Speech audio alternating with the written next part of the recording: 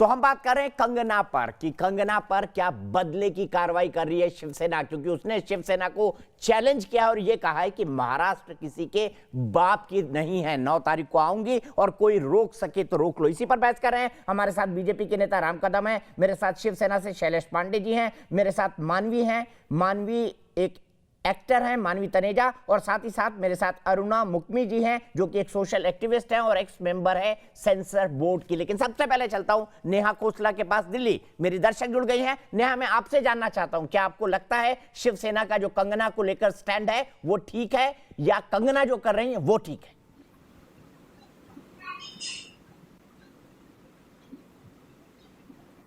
जी, मुझे तो ऐसा लगता है कि बीएमसी का जो कंगना को नोटिस मिला है, ये भेजना और ये टाइमिंग देखकर तो ऐसा ही लगता है कि ये बीएमसी और महाराष्ट्र सरकार का कंगना के खिलाफ एक साफ एजेंडा दिखाई देता है कि कंगना ने मुंबई पुलिस और महाराष्ट्र सरकार के खिलाफ कुछ कहा तो फिर उसका खामियाजा उन्हें उठाना पड़ेगा।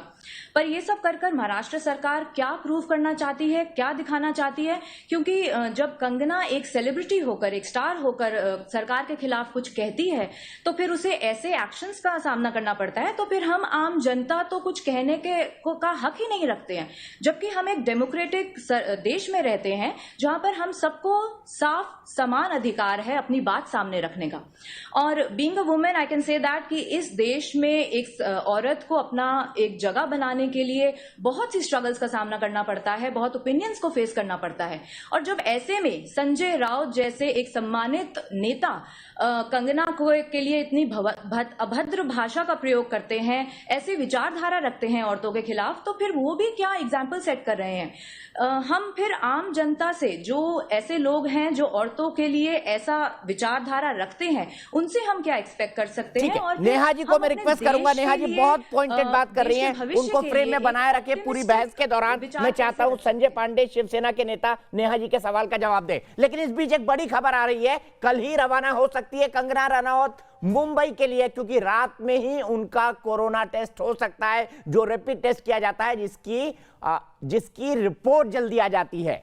मेरे ख्याल से इसको यह लिखना चाहिए कि जो कंगना रनौत है उनका रात में ही टेस्ट हो सकता है, आज फिर हो सकता है टेस्ट। देखिए, हमारे सहयोगी विशाल ठाकुर हमारे साथ जुड़ने वाले हैं जल्दी से टेलीफोन लाइन पर, उनको हम लेने की कोशिश करते हैं, लेकिन हम बहस को आगे बढ़ाते हैं। शैलेश पांडे जी के विशाल ठाकुर जुड़ गए। विशाल, टेस्ट होने की संभावना है, क्या कह रही है अथॉरिटीज आपको?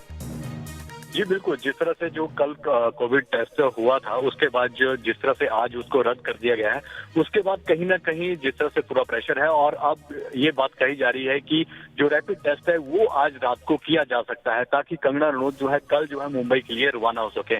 तो इस तरह से इसमें जो है बड़ी खबर है कि सूत्रों से हवाले से खबर है कि कंगना रनौत का रात को ही रैपिड टेस्ट जो है वो किया जा सकता है। ठीक है, बहुत बढ़िया विशाल, कल आप उनके साथ लगे हुए लगातार, आप कंगना को फॉलो करें, क्योंकि हम भी देखना चाहते हैं शिवसेना मुंबई में क्या करती है। शैलेश पांडे जी, क्या करेंगे आप कंगना के साथ? देखिए, परसेप्शन नेहा जी भी कह रही है मुझे साफ साफ कि देखिए गलत कर रहे हैं संजय राउत, गलत कर रही है शिवसेना, और नेहा जी बनी हुई है हमारे साथ। बताइए शैलेश पांडे जी। देखिए दीपक जी, अगर कोई हमारी माँ को पीओके कहेगा, आतंकवादी गतिविधियां जहां से चलती हैं, जहां से आतंकवादी हमले किए जाते हैं, जहां पे आतंकवादी बनाए जाते हैं, पनपाए जाते हैं और हिंदुस्तान के खिलाफ षड्यंत्र किया जा रहा है, वहां से बम विस्फोट कराए जा रहे हैं हिंदुस्तान पर और मुंबई पर। पाकिस्तान से कराए जाते हैं, मुंबई जो हमारी मातृभूमि है, हमारी कर्मभूमि आपकी भारत की संसद का एक अगर वो बात उन्होंने कहा तो उनको माफी मांगनी चाहिए रनौत जी को, और उसके संजय राउत भी पार्ट है, माफी मांगनी चाहिए। देखिए संजय राउत, और आप लोग ये कह रहे हैं कि उनको बोलने नहीं दिया जा रहा है, उनको धमकी दिया जा रहा है। अरे 5 महीने से बोल रही थी, कौन बोला उनको? 5 महीने से बोल रही थी, कौन बोला उनको?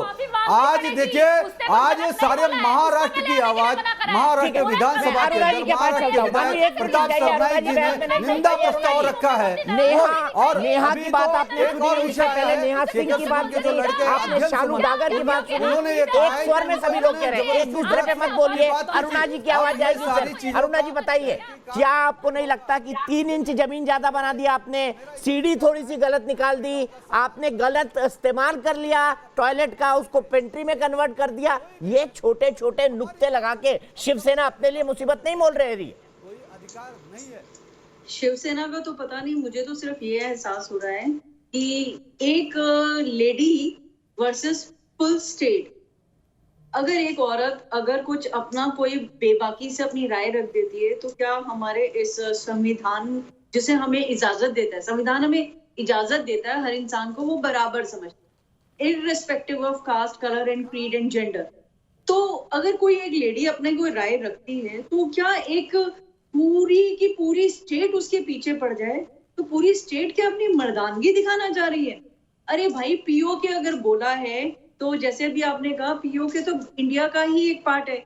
यानी कि आपके घर में आपकी वाइफ, आपकी माँ, आपकी बहन अगर कहें कि मैं रसोई में कुछ कर रही हूँ, तो क्या वो आपके घर का हिस्सा नहीं है? या वो कहें कि मैं बरामदे में खड़े होकर बात कर रही हूँ और आप कहें कि तुम घर में नहीं हो, तुम बाहर हो घर से? भाई, ये छोटी सी बात है। आप तो कानून के रक्षक हैं, कानून बनाने वाले लोगों में से हैं। आप गद्दी पे बैठे हैं, आप मुंबई को, जनता मुंबई को पीओके कहते हैं, ये छोटी सी बात है। ये पीओके क्या है? पीओके तो इंडिया का ही तो पार्ट है। इसको जनता ने चुन के भेजा है। पीओके को क्यों अलग समझ रहे हैं आप? मुझे तो इस बात पे हैरानी होती है। और अगर आपने अगर ऐसा समझा कि पीओके है, अरे पीओके देखिए, हम तो अखंड भारत की बात करने वाले लोग हैं, पीओके भी हमारा है, लेकिन आज वहां जो सत्य स्थिति है, अभी स्थिति परिस्थिति है वहां अच्छा अपना है। तो अभी केंद्र सरकार ने जो सर्जिकल स्ट्राइक की थी वो कहां की थी? अभी केंद्र सरकार ने जो हमारी सेना ने सर्जिकल स्ट्राइक की थी वो कहां की थी? वो तो पीओके में ही किया था। पीओके में किया था। कौन थे वहां पर? आतंकवादी थे ना, आतंकवादी कैंप थे ना, उनको सर्जिकल स्ट्राइक किया था ना। तो पीओके में अभी क्या स्थिति है? पीओके में आतंकवादी गतिविधियां हो रही है। वो आतंकवादी गतिविधियां किसके खिलाफ हो रही है? वो हिंदुस्तान के खिलाफ हो रही है, आपके मेरे खिलाफ हो रही है। वो पुरुष और महिला नहीं देख रही है, वो मुंबई और पंजाब नहीं देख रही है, वो मुंबई और अरे मुझे एक बात है अरुणा जी, मैं इनसे सवाल पूछता हूँ, छोटे से सवाल का जवाब दीजिएगा। शैलेश पांडे जी, अगर आप टेलीविजन टॉवर्स में आगे से आना चाहते हैं तो कृपया ब्रेक लगाना सीखिए। शैलेश पांडे जी, कृपया ब्रेक लगाना सीखिए। वो कुछ भी बोलेगी तो उसके ऊपर आपकी आवाज नहीं जाती है, मुझे जबरदस्ती डाउन करनी पड़ती है, जो मैं नहीं करना चाहता। महिलाओं का हम पूरा सम्मान करते हैं, लेकिन किसी को हमारी मां सम्मान। अच्छा, मुझे एक सवाल का जवाब दीजिए। संजय राउत का कंगना को हरामखोर बोलना सम्मान है क्या? शैलेश जी, क्या मेरी बात का जवाब देंगे आप सर? आपने टीका भी लगाया हुआ है। मां को कुछ कहा जाएगा तो एक्शन का रिएक्शन तो होगा ही ना।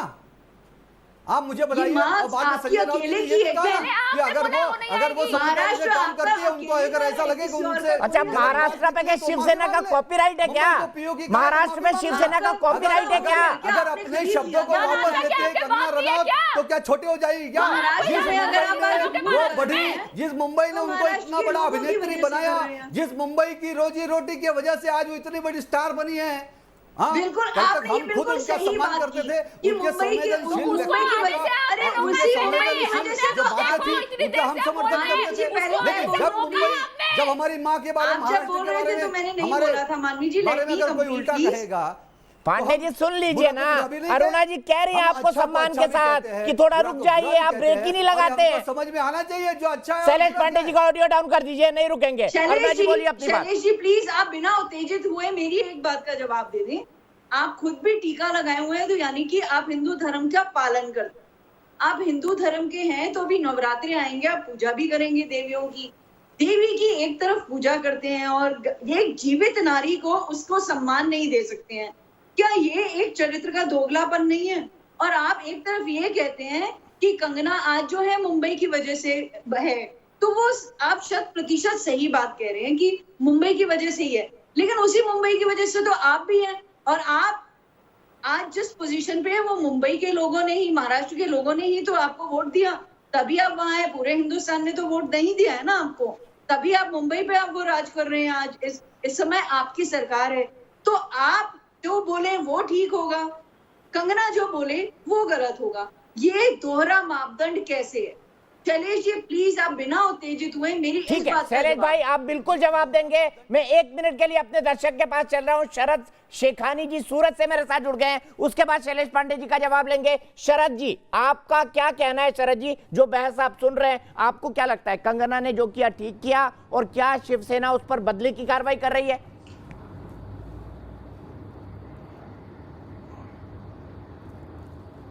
नमस्कार दीपक जी।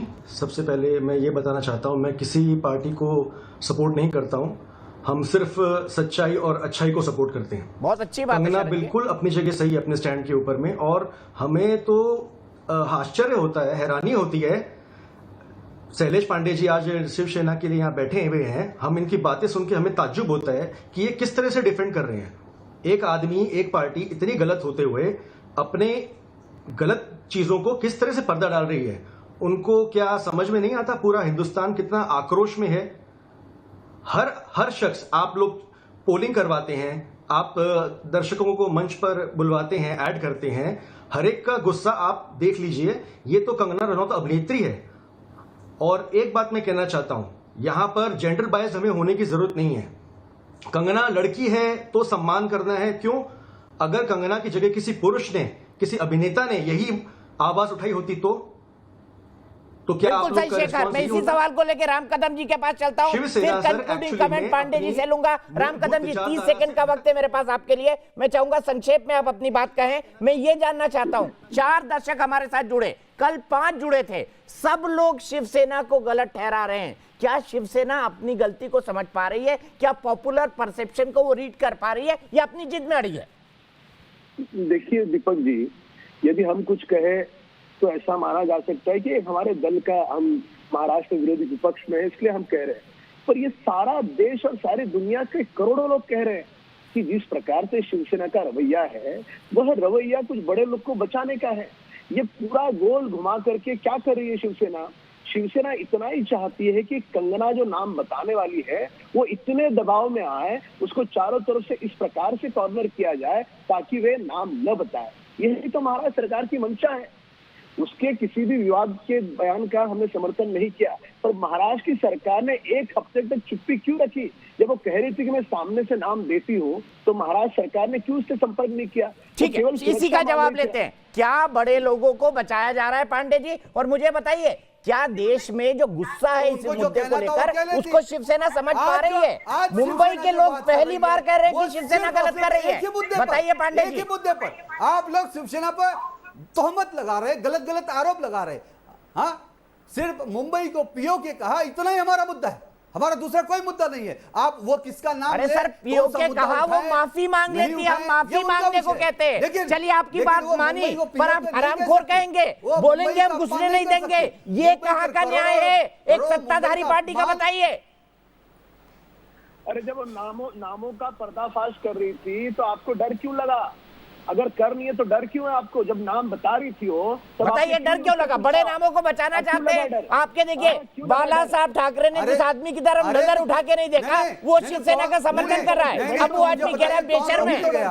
नहीं, कौन रोकने गया? मुझे बताइए ना, राम कदम जी, कौन रोकने गया? वो क्या बताइए, किसको बताइए? बताइए ना, क्या बताइए, किसको बताइए ना। राम कदम जी बोलिए, आप बोलिए।